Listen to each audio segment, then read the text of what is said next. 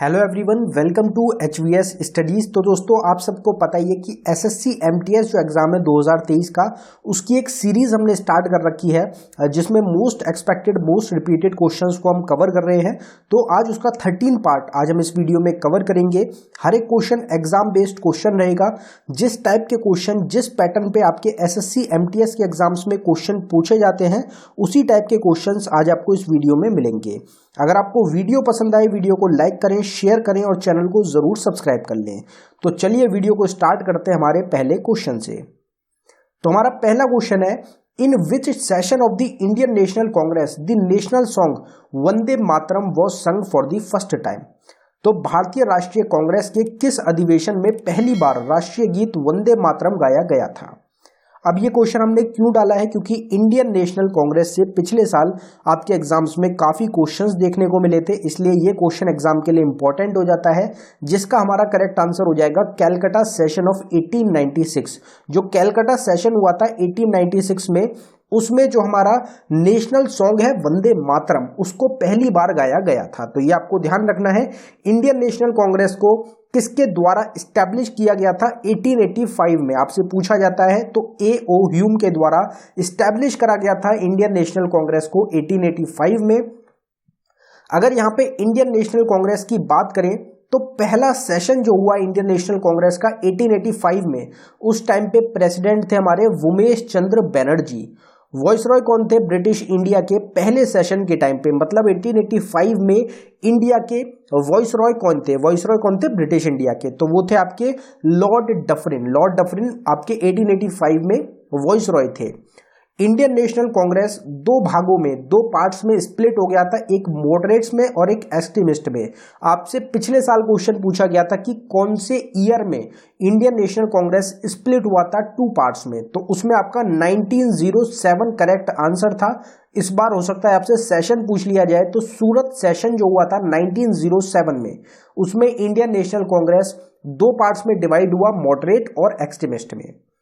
Indian National Congress में एक resolution pass किया गया था पूर्ण स्वराज का। कब किया गया था? लाहौर सेशन में 1929-1930 में। ये क्वेश्चन भी एग्जाम के लिए मोस्ट इंपॉर्टेंट क्वेश्चन है।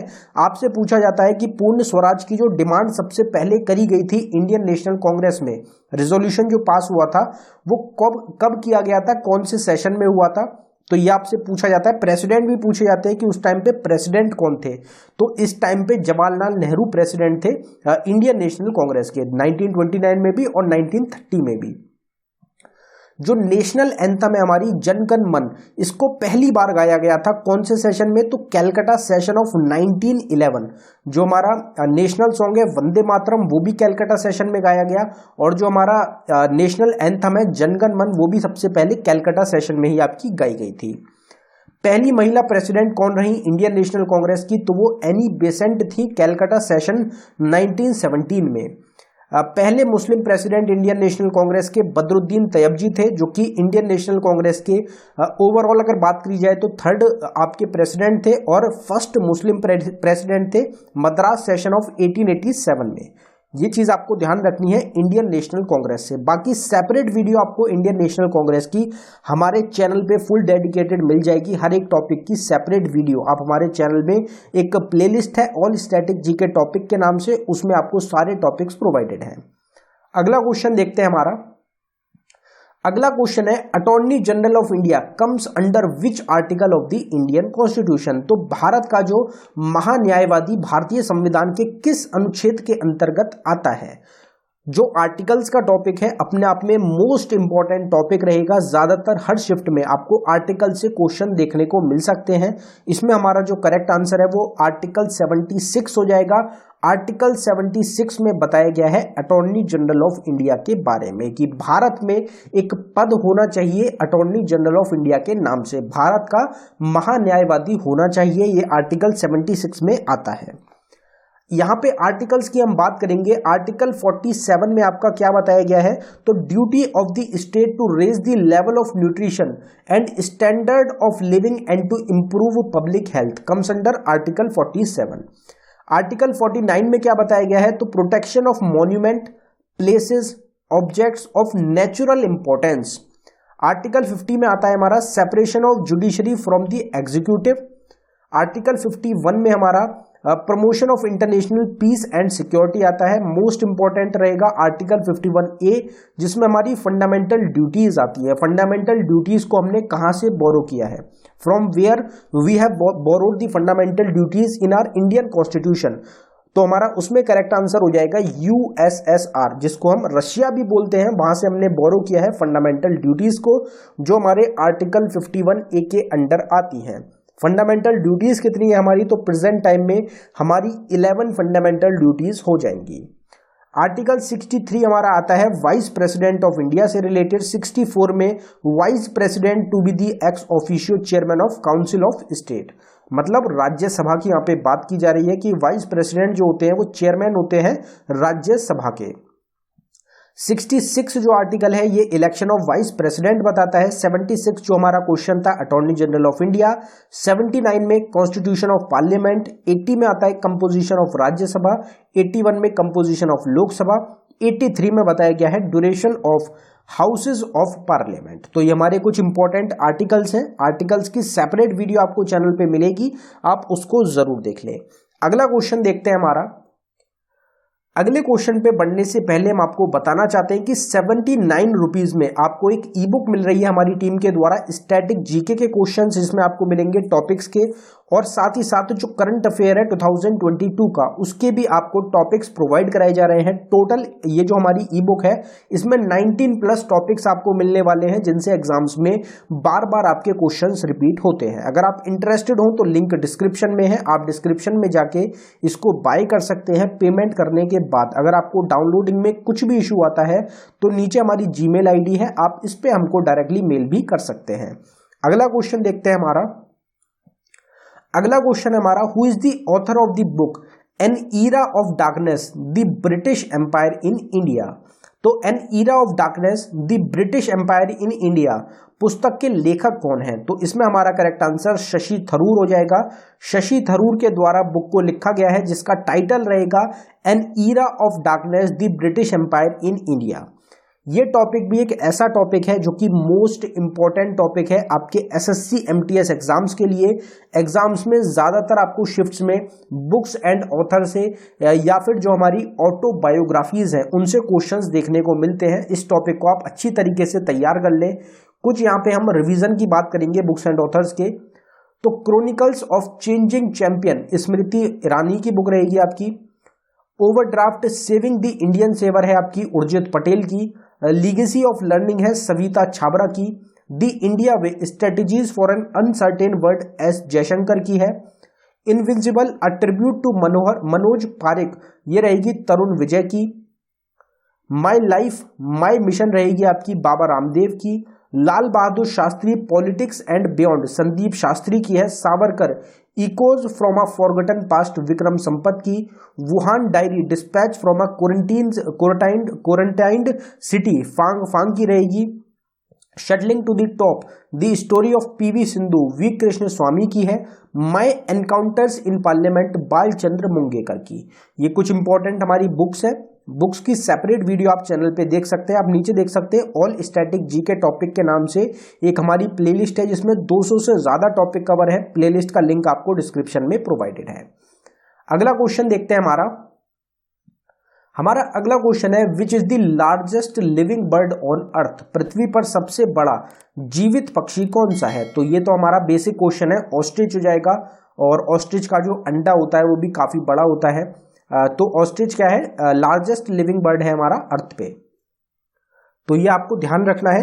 अब यहाँ पे एनिमल और बर्ड्स की बात करी गई है, तो एनिमल और बर्ड्स की अगर बात करी जाए तो Darwin finches refers to a group of. Darwin finches किस चीज का ग्रुप है? तो ये एक बर्ड्स का ग्रुप है।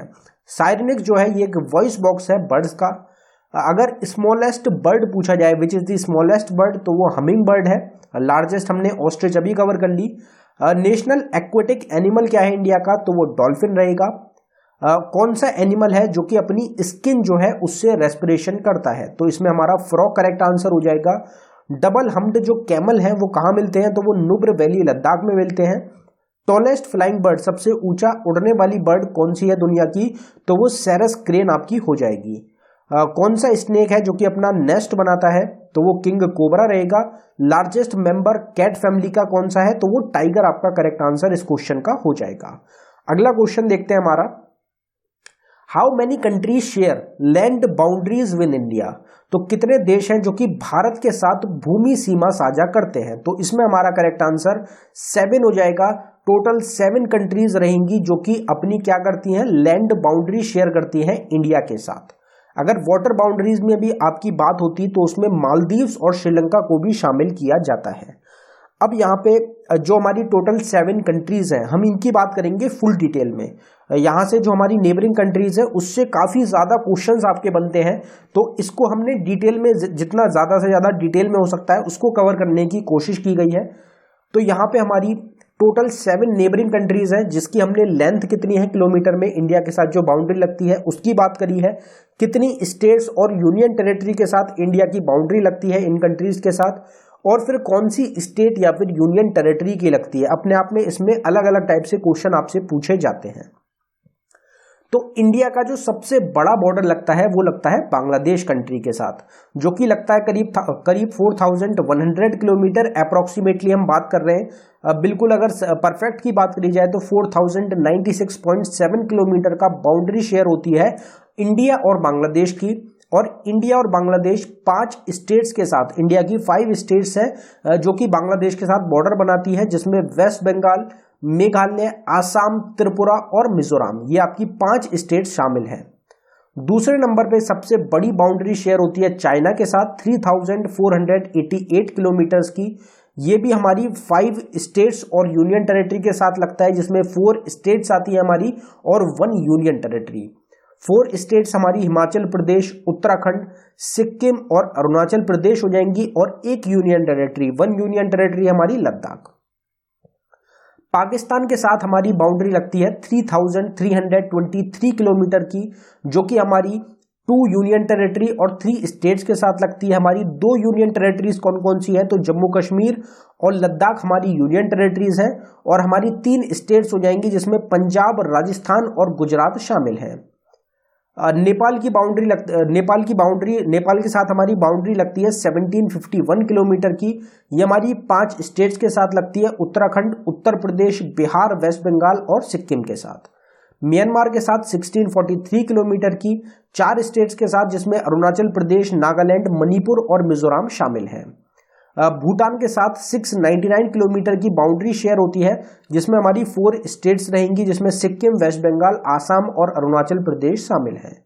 अफगानिस्तान के साथ हमारा सबसे छोटी बाउंड्री शेयर होती है, जो कि है 106 किलोमीटर की। आपसे पूछ लिया जाता है एग्जाम में, इंडिया की सबसे छोटी बाउंड्री कौन सी कंट्री के साथ शेयर होती है, तो उसमें अफगानिस्तान हमारा करेक्ट आंसर हो जाएगा। सिर्फ एक यूनियन टेरिटरी इंडिया की शेयर होती है, जिसमें लद्दाख जो है हमारी यूनियन टेरिटरी हो जाएगी, जिसके साथ अफगानिस्तान का बॉर्डर जो है, बाउंड्री जो है वो शेयर होती है। अगला क्वेश्चन देखते हैं हमारा। अगला क्वेश्चन है हमारा, which of the following is an example of sedimentary rocks, निम्नलिखित में से कौन सा जो अवसादी शैलो है उसका उदाहरण है, तो इसमें हमारा करेक्ट आंसर हो जाएगा सैंड स्टोन। और ये क्वेश्चन आपका पिछले साल भी पूछा गया था, पिछले से पिछले साल भी पूछा गया था, काफी सालों से ये क्वेश्चन आपका रिपीट हो रहा है, किसी ना किसी शिफ्ट में देखने को मिल जाता है, तो आप इसको जरूर ध्यान रखें। अगला क्वेश्चन देखते हैं हमारा, विच is the longest national highway in India, तो भारत का जो सबसे लंबा राष्ट्रीय राजमार्ग है वो कौन सा है, तो ये तो बिल्कुल बेसिक क्वेश्चन है, इसका आंसर आप सबको पता ही होगा, NH44। नेशनल हाईवे 44 इंडिया का सबसे बड़ा नेशनल हाईवे है। अगर NH44 की बात करी जाए तो इसको नॉर्थ साउथ कॉरिडोर के नाम से भी जाना जाता है, जो कि इसको लॉन्गेस्ट नेशनल हाईवे बनाता है इंडिया का, जो कि करीब करीब 3745 किलोमीटर का डिस्टेंस कवर करता है, और ये श्रीनगर से लेके कन्याकुमारी तक रहेगा आपका, श्रीनगर जम्मू कश्मीर से लेके कन्याकुमारी तमिलनाडु तक। और ये हमारी काफ़ी सारी मेजर सिटीज़ से पास होकर गुजरता है, जिसमें हमारी दिल्ली, मुंबई और बेंगलुरु शामिल रहेंगे। तो ये आपको ध्यान रखना है, एग्जाम के लिए इंपॉर्टेंट क्वेश्चन है। दिल्ली कैपिटल है इंडिया की, मुंबई फाइनेंशियल कैपिटल है इंडिया की, और बेंगलुरु आपकी IT कैपिटल है इंडिया की, और साथ ही साथ silicon valley of India Bengaluru आपकी रहेगी। अगला क्वेश्चन देखते हैं हमारा। अगला क्वेश्चन हमारा डांस से रिलेटेड है। तो डांस फॉर्म्स और जो फेस्टिवल्स है उससे बहुत ज्यादा क्वेश्चन बनते हैं आपके एमटीएस के एग्जाम्स में। पिछले साल काफी ज्यादा बने थे, इसलिए इंपॉर्टेंट रहेगा। तो Kajari dance is a popular folk dance of which state of India. जो कजरी नृत्य है ये भारत के किस राज्य का लोकप्रिय नृत्य है? तो इसमें हमारा करेक्ट आंसर हो जाएगा उत्तर प्रदेश। उत्तर प्रदेश स्टेट का एक डांस फॉर्म रहेगा हमारा कजरी डांस।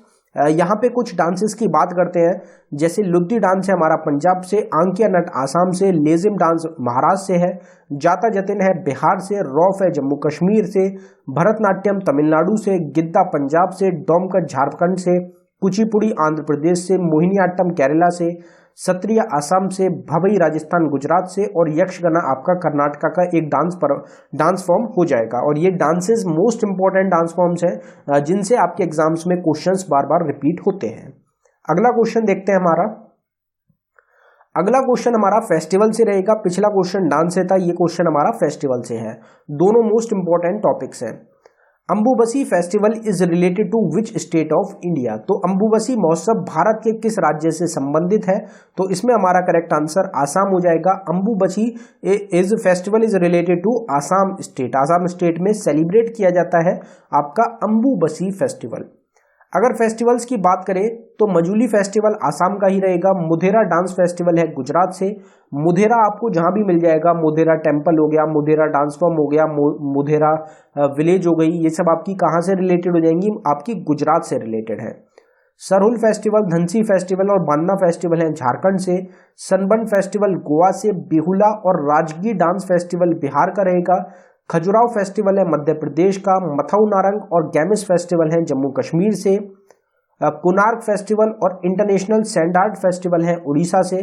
गुड़ी पड़वा है महाराष्ट्र का। और बूंदी उत्सव और डेजर्ट फेस्टिवल हमारे राजस्थान के इंपॉर्टेंट फेस्टिवल्स हो जाएंगे। तो ये कुछ हमारे इंपॉर्टेंट फेस्टिवल्स हैं जो कि आपको ध्यान रखने हैं। अब यहाँ पे हमारे एक क्विज का क्वेश्चन रहेगा जिसका आंसर आप सभी को कमेंट बॉक्स में टाइप करके बताना है। तो आज का हमारा क्विज का क्वेश्चन है, in which session of the Indian National Congress the national song Vande Mataram was sung for the first time.